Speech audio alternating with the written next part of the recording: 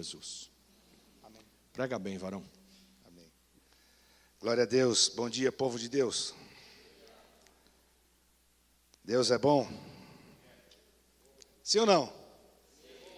Então diga assim, Deus é bom. Aliás, diga assim, Deus é muito bom. É bom demais servir esse Deus, não é? Glória a Deus. Eu queria nessa manhã com vocês compartilhar um pouco daquilo que Deus tem falado comigo. Na verdade, sempre que a gente vem aqui nesse púlpito, na verdade, primeiro Deus fala com a gente, né? É muito interessante, porque não dá para você ir lá e orar e falar assim, Senhor, me dá uma palavra para eu levar para esse povo. Porque Deus começa assim, não, essa palavra é para tu. Começa com a gente, né? E eu queria falar um pouco nessa manhã sobre mentalidade e cultura de reino. Eu queria que você acompanhasse essa ministração comigo, para que, em nome de Jesus, a gente, no final dessa ministração, a gente esteja um pouco melhor que antes. Porque a vida de crente é assim. Nós temos que ser, hoje, melhor do que a gente era ontem, amém? E amanhã nós temos que ser melhor do que somos hoje. Essa é a vida de crente. Ainda que nós tenhamos altos e baixos, mas vamos calcular, né, os matemáticos e os estatísticos aqui me ajudam, pelo menos na linha média, nossa linha tem que estar sempre subindo, amém? Apesar dos altos e baixos, nós temos que continuar sempre subindo e seguindo. E eu, antes de falar de mentalidade do reino e cultura do reino, eu peguei uma palavra no dicionário sobre o que é a cultura de uma sociedade. Então, segundo a sociologia, a cultura é o conjunto das estruturas sociais, religiosas, manifestações intelectuais artísticas que caracterizam uma sociedade. Isso se denomina pela sociologia como uma cultura. Então, uma cultura significa que aquele povo que está inserido dentro dessa cultura, ele vai ter esses hábitos, ele vai ter essas estruturas religiosas, essas estruturas sociais, essas manifestações intelectuais, porque faz parte da sua cultura. Amém? Só que essa cultura, que é essa cultura que o mundo nos oferece, é uma cultura que ela vai mudando. E ela vai se adaptando às novas realidades. Se você for pensar no como era a cultura aqui no Brasil, talvez há 50 anos atrás, ela era bem diferente do que é hoje. Sim ou não? Olha só o que eu vi essa semana que eu achei muito legal. Quem lembra da Odete Roitman aí? Quem lembra da Odete Roitman? Lembra? Pode levantar a mão aí que não tem perigo em entregar a idade não, está tudo certo. A atriz que fez essa personagem faleceu essa semana. Por isso se levantou de novo essa questão da Odete Roitman. Interessante é que eu estava ouvindo a Rádio Bandeirantes, ou não sei se foi na Bandeirantes ou na Band News, as duas rádios que eu escuto, e colocaram uma fala dela. Quantos anos faz isso? Eu não tenho nem ideia. 30 anos, mais ou menos. Então, aproximadamente 30 anos atrás, a Odete Roitman, que era uma pessoa má, era uma vilã, né? Que as pessoas tinham asco, tinham ódio dela. E puseram uma fala dela, nesta semana no rádio, para as pessoas comentarem. E a fala dela era mais ou menos assim: esses caras que roubam alguma coisa, tem que cortar a mão fora mesmo. Se esses caras fazem que roubam alguma coisa, tem que mandar matar. E isso há 30 anos atrás escandalizou todo mundo. Essa fala da Odete Roitman. E agora, essa semana, qual não foi a surpresa que as pessoas diziam? A Odete Roitman estava certa. A maioria das pessoas, hoje, 30 anos depois, concordam que tem que cortar a mão do cara fora. Que tem que mandar matar o cara. Alô? Isso é cultura. Então a cultura ela vai se adaptando a uma realidade. Por quê? Porque hoje, principalmente o povo brasileiro, está cansado de ser saqueado, está cansado de ser roubado. Então eu vejo muitos crentes aí aprovando, não, tem que andar armado mesmo, tem que fazer isso, tem que fazer aquilo. E eu não estou aqui para julgar se tem que ter arma ou se não tem que ter arma. Quem sou eu para julgar uma coisa dessa? Mas eu vejo que as pessoas, por causa de uma canseira, por causa de uma insistência, de um episódio ruim, as pessoas começam a mudar a cultura e começam a mudar agora os pensamentos e começam a achar agora que aquilo que a gente achava não era bem certo. Nós precisamos ser mais ríspidos, precisamos mandar matar esse povo, precisamos fazer alguma coisa. Não é? E a cultura é assim. E eu escrevi alguma coisa aqui, então eu vou pedir permissão para ler para vocês, porque eu não vou conseguir lembrar tudo que eu escrevi. Falando sobre a cultura do reino. A cultura do reino de Deus é baseada na autoridade e governo de Deus. E os padrões do reino de Deus são totalmente opostos aos reinos deste mundo. Os padrões do reino de Deus são duradouros e não se degeneram com adaptações da modernidade. O povo de Deus precisa ser capaz de rejeitar atitudes e padrões que não são pertinentes ao reino de Deus. Porque a cultura do povo de Deus é conformada segundo o reino de Deus, onde o rei, o senhor do reino, está acima de qualquer comportamento que se opõe à sua vontade e autoridade. A notícia e assunto principal dos filhos do reino deve ser o Rei Jesus e as dimensões do reino de Deus, coisas do Espírito no reino espiritual. Amém? As coisas do reino de Deus são eternas. Elas não mudam, não é? Então, apesar da nossa cultura estar constantemente em adaptação, em mudança, não é? Eu lembro também quando se falava de bruxinha, né? Que era a feiticeira que dava aquela chacoladinha no nariz assim, né? Quem é desse tempo aí? Oh, meu Deus, está entregando a idade de todo mundo hoje, hein? Não é? Era uma feiticeirinha, coisa mais linda. Ela era bonitinha, todo mundo gostava da feiticeira, porque ela era gente boa. Não é? Ô bruxinha bonitinha. E aí a coisa vai sutilmente, vai sendo inserida, vai sendo inculcada na nossa mente, e aí vai indo, e aí passa por Harry Potter, e vai passando por tantas outras coisas, e de repente, lá em Santo André, há anos atrás, se instituiu uma escola, universidade de bruxos. Para formar bruxos. E tinha, na época eu era presidente de uma escola de educação por princípios em Santo André, tinha lá pessoas que achavam bonito que a filha fosse fazer a escola de bruxos.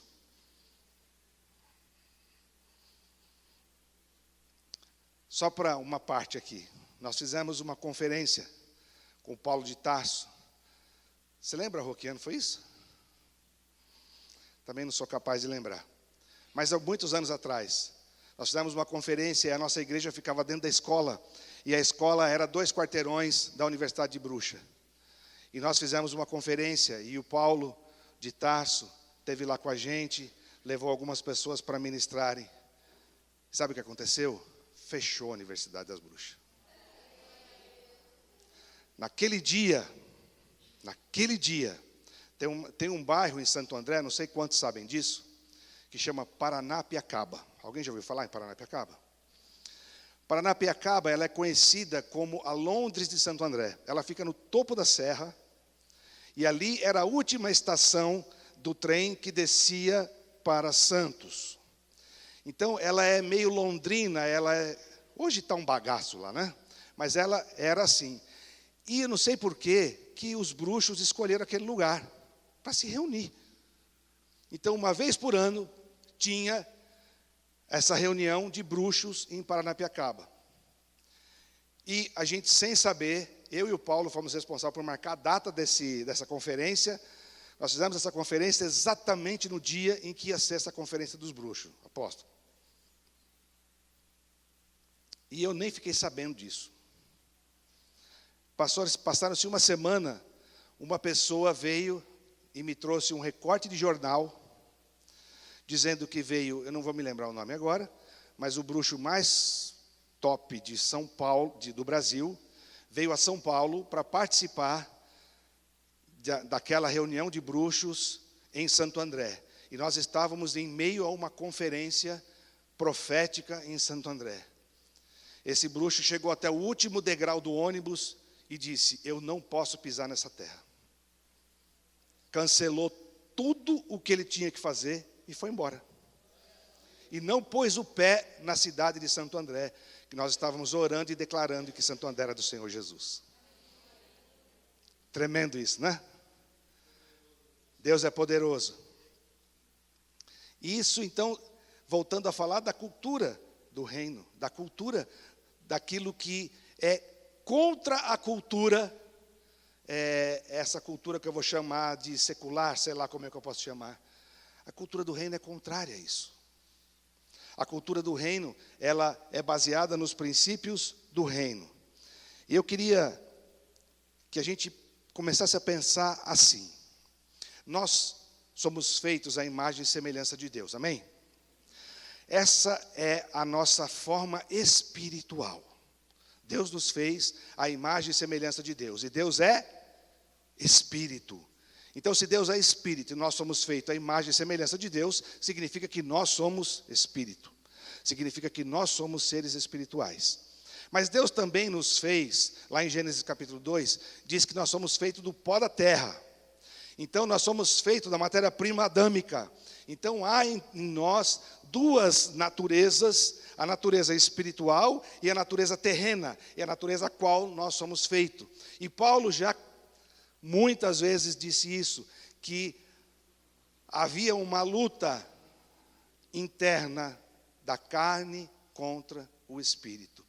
E nada mais isso é do que uma luta entre os dois reinos. Uma luta entre as duas mentalidades, uma luta entre aquilo que é o espiritual, aquilo que é o de Deus, daquilo que é o natural e que é o carnal. Porque desde pequenininho, eu não nasci em berço evangélico, então eu fui ensinado apenas a tratar das coisas adâmicas, das coisas naturais, das coisas carnais. Então eu precisava me formar, eu precisava trabalhar, eu precisava ter um bom emprego e tinha bons princípios, bom caráter, mas a minha preocupação e o meu pensamento era apenas das coisas materiais, carnais, das coisas referentes a essa cultura que nós somos inseridos desde pequeno. E que nós somos influenciados pela própria cultura da nossa família, dos nossos pais. A gente vem com uma bagagem cultural daquilo que nós devemos ser.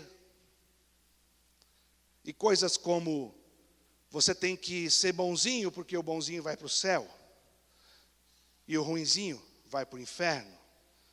Coisas de cultura que contradizem ferronhamente a palavra de Deus. A gente ouve falar que não, que você tem que ter fé, porque todos os caminhos levam a Deus. Não é? A gente não cansou de ouvir isso. Todos os caminhos levam a Deus. A voz do povo é a voz de Deus. Deus é amor. Agora, quando nós vamos nessa contracultura, que eu vou chamar de uma contracultura cristã, que é contra essa cultura estabelecida, aí nós precisamos começar a entender os princípios espirituais que regem a nossa vida. E não adianta a gente achar que a gente pode estar dentro de uma igreja e achar que nós podemos viver os padrões segundo o mundo, porque nós estamos vivendo uma cultura fora dos princípios cristãos e estamos tentando trazer isso para dentro da igreja. Olha, quero contar uma coisa para vocês. Deus falou uma coisa comigo muito interessante. Não sei quantos já pararam para meditar nisso. Eu queria que você pensasse nesse assunto nessa manhã. Deus falou comigo a diferença entre ovelha e cordeiro. E eu falei assim, mas como ovelha e cordeiro? Tudo esse bolo aí é tudo mais ou menos igual, né? Então vamos começar trazendo uma luz sobre que é carneiro, ovelha e cordeiro, amém? O carneiro é o macho. A ovelha é a fêmea. E o cordeiro é o filho. Estamos bem aí? Tudo certo? Só que, se você for parar para pensar, e eu fiz uma pesquisa na Bíblia, a palavra ovelha aparece 19 vezes, pelo menos na minha versão. E a palavra cordeiro, 108 vezes. Então me chamou a atenção e eu comecei a prestar atenção nessa palavra cordeiro. A ovelha, ela foi feita e foi criada para quê? Para dar lã e reproduzir. A ovelha reproduz e ela dá lã. E a ovelha, ela foi feita para ser protegida. A ovelha precisa de alguém para protegê-la. A ovelha precisa que alguém esteja servindo ela. Se ela cai num buraco, alguém vai ter que tirá-la de lá. Se não forem tirá-la do buraco, ela vai ficar lá. Agora, quando nós falamos de cordeiro, o cordeiro ele já foi preparado. Ele é um filhote e ele está no ponto do abate, que é a melhor carne, mais tenra, mais macia para se comer. Então, quando a Bíblia se fala em cordeiro, imediatamente traça um paralelo sobre sacrifício.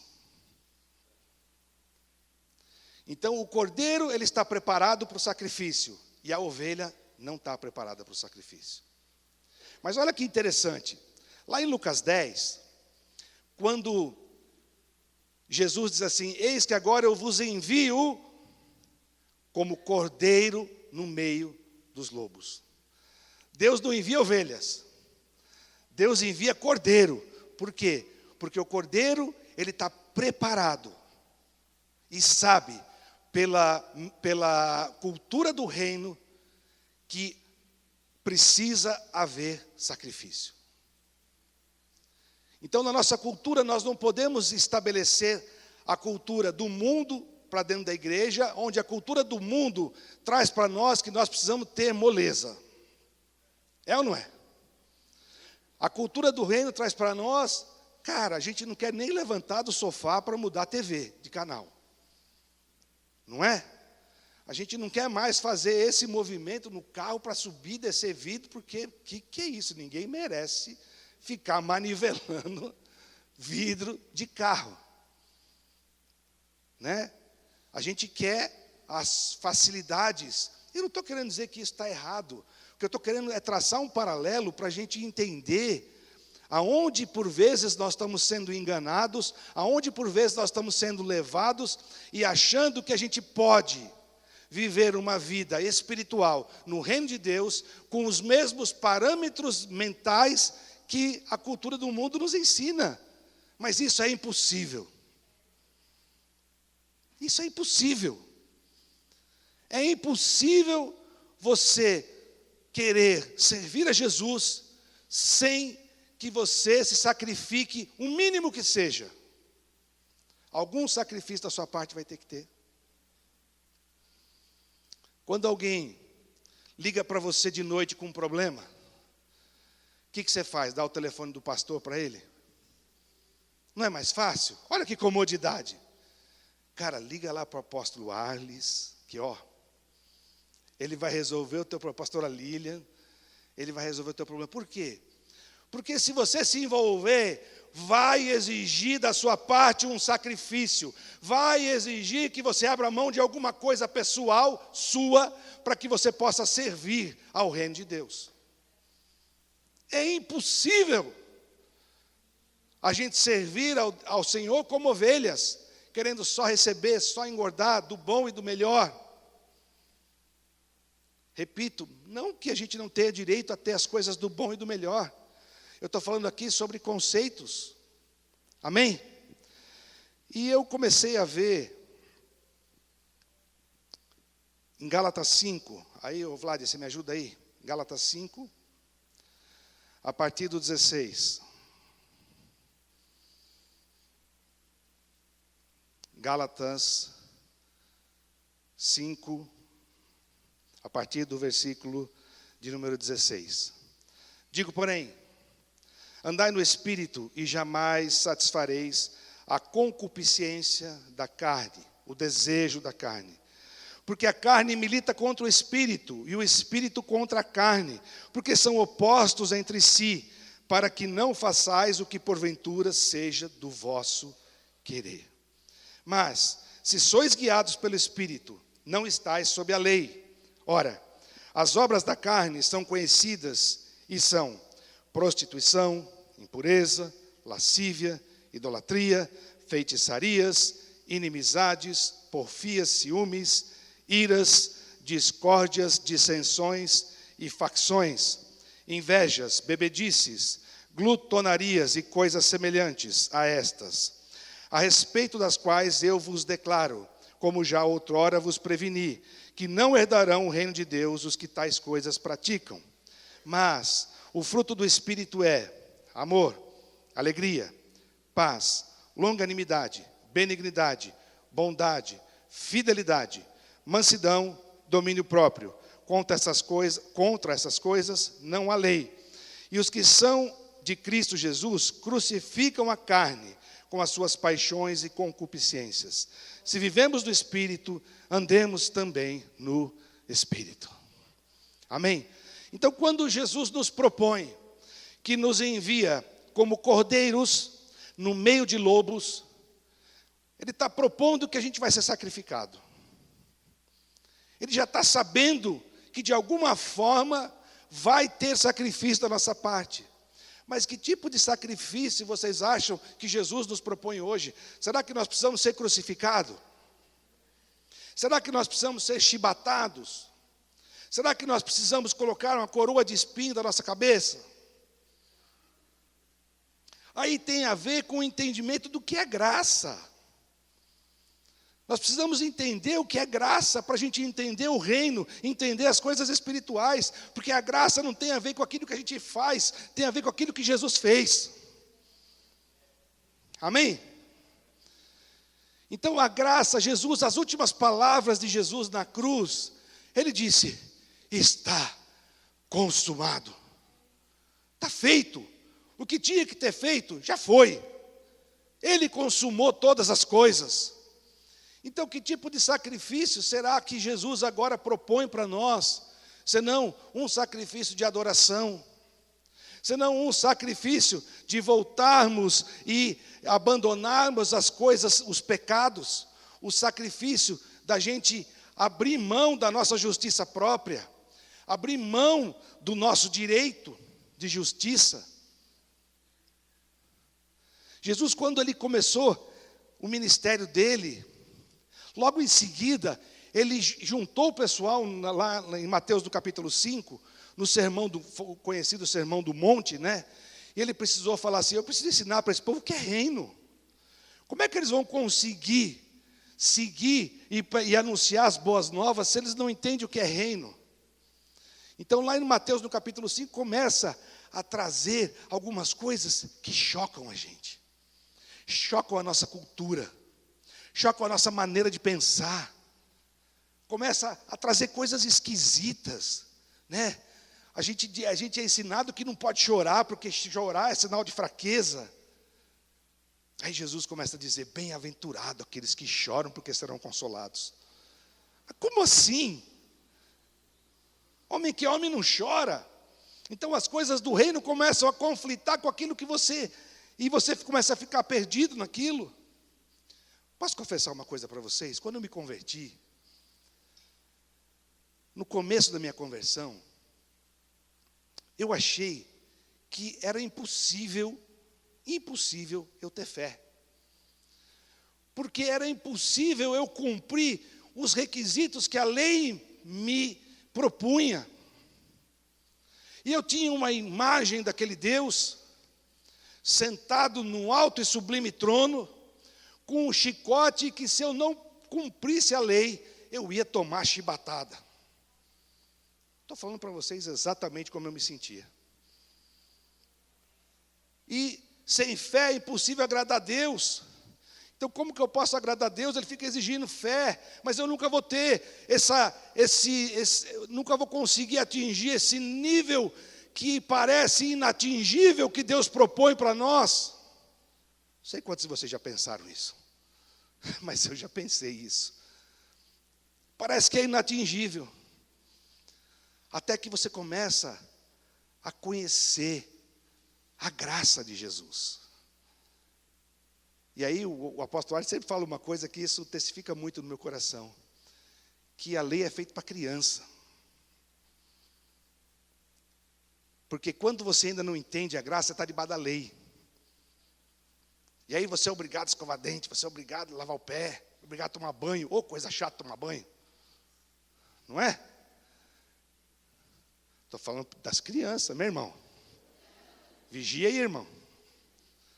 Quando você é criança, tomar banho é uma perda de tempo. Comer é perda de tempo. Você está brincando, tem que comer? Está louco? Eu vou brincar, vou comer para quê? Então tem que ter uma lei ali sobre você, para que você possa entender o que é a graça. Mas aí vem Jesus. Oh, aleluia. E Jesus veio cumprir a lei que eu não conseguia, aleluia. Ele cumpriu a lei no meu lugar, e agora por causa dele, eu não preciso mais me preocupar, sabe por quê? Porque agora, pela graça, eu consigo cumprir a lei. Como é que é isso? Eu tentava cumprir a lei e não conseguia. Mas pela graça, agora eu não preciso mais fazer força para cumprir a lei. Eu não tenho que levantar de manhã e falar, ai meu Deus, eu não posso matar ninguém. Ai meu Deus, eu não posso adulterar. Ai meu Deus, eu não posso fazer isso. Ai meu Deus, eu não posso fazer aquilo. Por causa da graça. Tem uma história, não sei se eu já contei essa história aqui para vocês. Eu ouvi isso de um pregador há muitos anos atrás. Que era os 10 mandamentos do lar. Alguém já ouviu falar dessa? Uma mulher casou com um cabra ruim. Pensa num cabra ruim. Pensa num cabra que exigente. E aí ele começou a exigir da mulher, e a mulher se submetia àquilo, e era um sofrimento para ela. E um dia ele chegou em casa, o homem disse assim, eu vou fazer os 10 mandamentos do lar. E ai de você, se você não cumprir isso. Café da manhã, às 7 horas da manhã, em ponto. As minhas cuecas lavadas e postas na gaveta em ordem. O almoço tem que ser assim, o jantar tem que ser assim, isso tem que ser assim. E colocou os 10 pontos que a mulher tinha que cumprir e obedecer. Amém, mulheres? E ela cumpriu aquilo com pena. E ela cumpriu aquilo que era pesado, era um jugo. Mas ela se converteu e o cabra não. Deus levou o cabrão. E deu um novo marido para ela. E esse marido era um servo de Deus, e era um príncipe. Cadê os príncipes aqui, casados? Aleluia! E a preocupação do príncipe, do servo de Deus, era tornar aquela mulher como a princesa dele. E ele fazia tudo por ela, ele honrava ela, ele amava ela.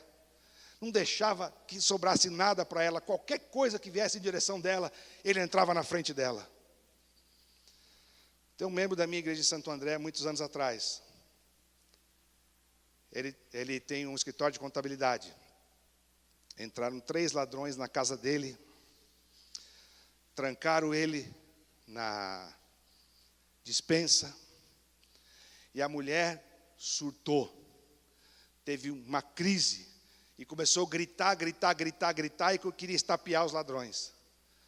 Aí o cara pegou o revólver e foi dar um tiro nela. O cara cruzou na frente e tomou 3 tiros no peito, pela mulher.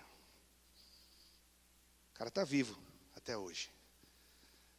É isso que Deus fala. Você tem que dar a vida pela tua mulher. É assim que funciona. Aí essa mulher começou a viver uma vida feliz. Essa mulher começou a viver uma vida plena. E amava demais esse marido. Aí passando-se alguns anos, qual não foi a surpresa dela? Ela achou a tal lista dos 10 mandamentos do lar. E qual não foi a surpresa dela?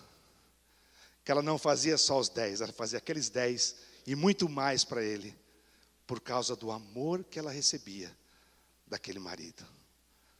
Essa é a diferença de você viver debaixo da lei e debaixo da graça.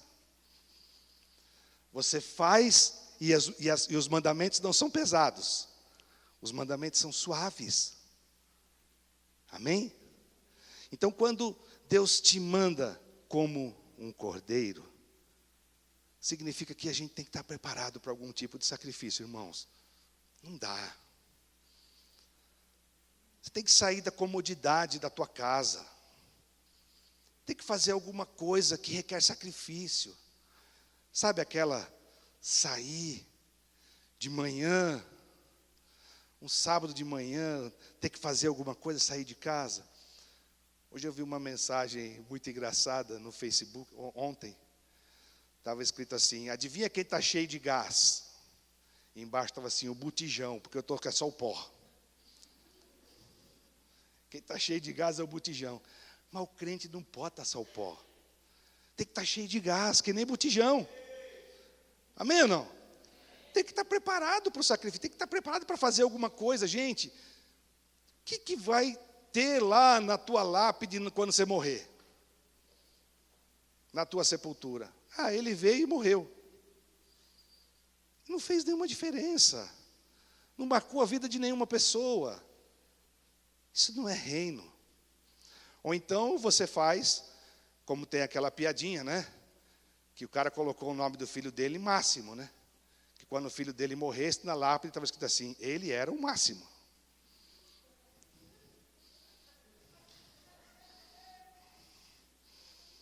Fraca, né? Horrível, né, pastor? Horrível essa.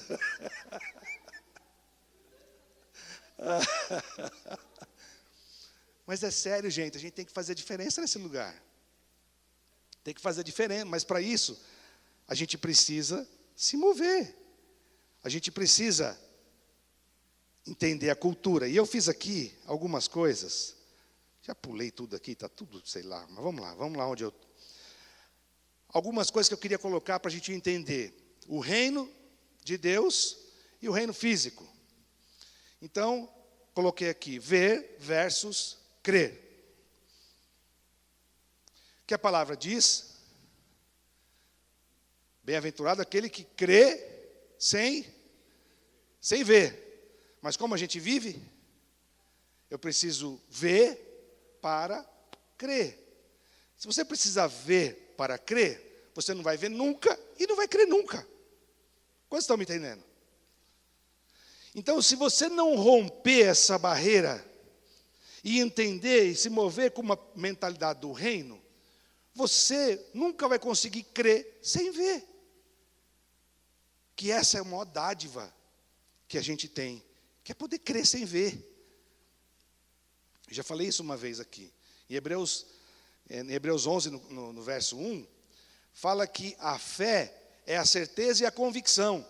A convicção, essa palavra convicção, no original, ela quer dizer constatação. Não é apenas uma convicção, é uma constatação. É como se você fosse no futuro, olhasse e visse a tua situação e disse: ah, legal, pronto, já vi, está feito. É assim que vai ser. E voltasse para cá e se movesse nessa constatação. Isso é fé. Receber versus dar. O que a Bíblia nos ensina? Dar é melhor do que receber. Aquele que dá, recebe. A Bíblia nos ensina assim: aquele que recebe pode dar, viu? Vocês estão entendendo as sutilezas do reino e que faz a gente perder coisas tremendas espirituais, porque a gente fica sempre nesse ciclo, vivendo um ciclo da cultura do mundo e não se arrisca a viver a cultura do reino, que é eterna, que é imutável e que funciona. E que dá certo. Eu me lembro um pastor, amigo meu, só porque ele tinha uma igreja super tradicional. E todas as vezes no culto lá apareceu um endemoniado. E ele chamava a polícia, dava café, dava calmante para o cara e mandava o cara embora. E na outra semana aparecia um endemoniado no culto dele de novo. Aí o amigo dele falou assim: querido, você vai lá em nome de Jesus, expulsa esse demônio. É assim que funciona o reino espiritual. Vai lá e expulsa esse demônio em nome de Jesus. Passou uma semana, esse pastor que era é verdade, viu, irmãos? Passou essa semana, apareceu o endemoniado de novo lá. Ele foi lá e pôs a mão e expulsou em nome de Jesus o demônio. E o demônio foi embora.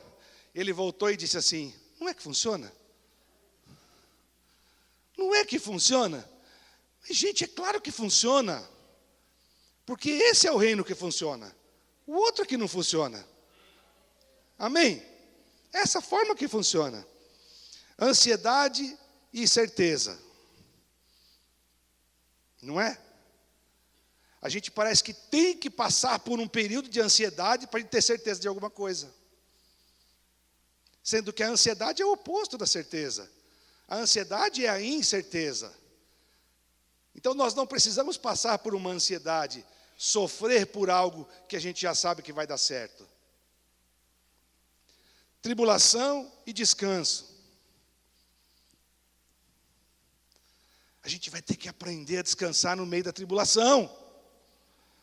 É assim que funciona. Porque eu tinha um pastor amigo meu nordestino que dizia assim: cara, descansa no cemitério, velho.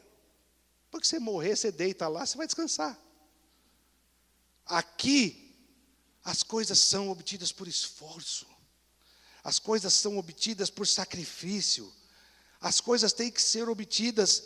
E você, apesar disso tudo, você pode descansar. Você pode ter descanso, confiança. Queridos, a gente tem que entender que está chegando a volta de Jesus. E a gente está aqui nessa terra para fazer a diferença. Nós estamos aqui porque há um chamado de Deus para mim e para você. E a gente não pode mais se conformar em andar conforme a cultura do mundo. Lá em Romanos, no capítulo 12, verso 1 e 2, fala da transformação da mente, da metanoia. E não vos conformeis com este século, não tomai a forma deste século, não tomai a forma dessa cultura, não tomai a forma dessa mentalidade. Não tome, isso é um risco iminente, porque se a gente tomar, a gente jamais vai experimentar a boa, agradável e perfeita vontade de Deus. E esse perfeito é no sentido de completo, tá? Então Deus tem um propósito completo para cada um de nós aqui. Mas a gente não pode se conformar. Tem que ter a transformação da mente. Tem que ter a metanoia. Tem que entender que os princípios do reino são diferentes dos princípios da nossa cultura. Amém, queridos? Vamos orar? Fique em pé aí no seu lugar, eu quero orar por você em nome de Jesus.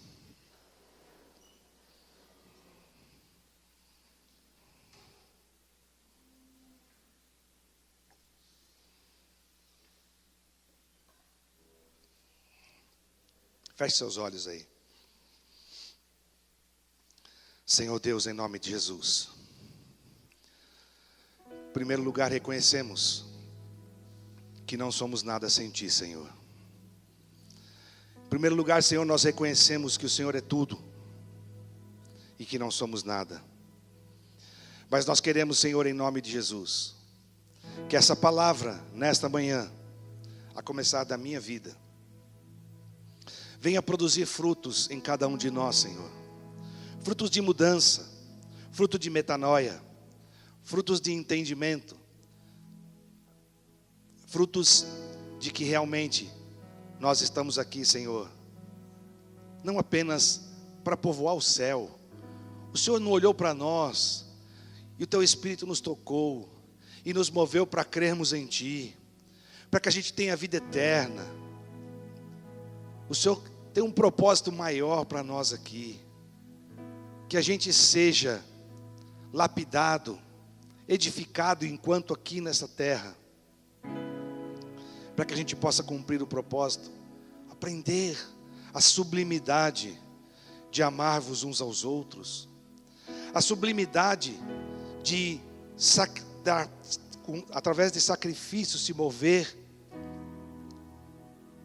e ajudar outras pessoas, levando a palavra da verdade, o evangelho genuíno e verdadeiro. Pai, em nome de Jesus, não nos deixe sair daqui da mesma forma que entramos nessa manhã. Em nome de Jesus, Senhor, que de fato a gente aprenda a ser como cordeiro, porque o Senhor não quer nos matar, mas o Senhor quer que a gente esteja pronto para o sacrifício. O Senhor quer que a gente esteja disponível para o sacrifício. O Senhor quer que a gente esteja apto para o sacrifício. Por isso, Senhor, nesta manhã, nós agradecemos a Ti, Senhor, pela Tua fidelidade. Porque se o Senhor nos despertou com vida nessa manhã, Pai, ainda há jeito para nós. Ainda há um plano e um projeto do Senhor para nós. Se o Senhor nos permitiu que estivéssemos vivos nessa manhã, é porque ainda não se cumpriu o propósito do Senhor nas nossas vidas. E nós queremos, Senhor, de fato, experimentar o Teu propósito que é perfeito, que é agradável e que é bom. Nos ajuda, Senhor. Nos ajuda a ter essa revelação completa.